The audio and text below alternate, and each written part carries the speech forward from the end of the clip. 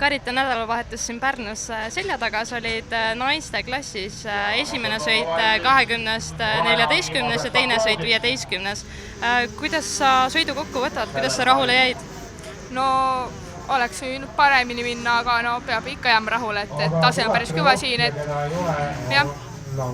Sa oled nüüd see aasta, sa oled võtnud osa soomekatest ja Läti meistrivõistlustest, aga ometi me Eestis pole sind näinud, et miks nii?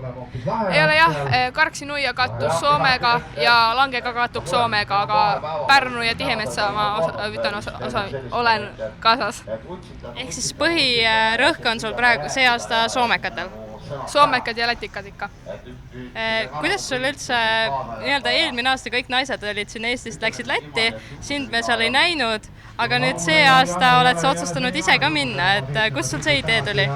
No tuligi, et seal vist ma vaatasin Eesti taset, et ei ole vaata nii hea eelmine aasta ja siis me otsustasime, et eestikad nagu teadsime, et kattuvad, siis me olime, lähme Lätti, et eestikate puhul või nagu jah.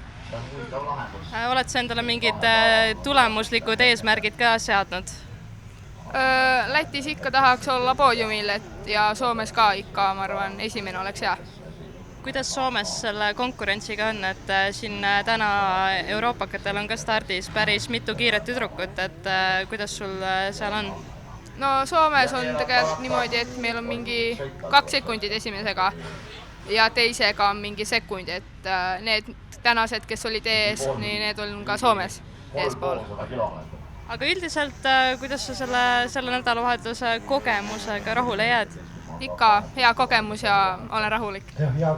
Kiirus oli hea? No oleks võinud olla kiirem. Ja kus su järgmine võistlus on?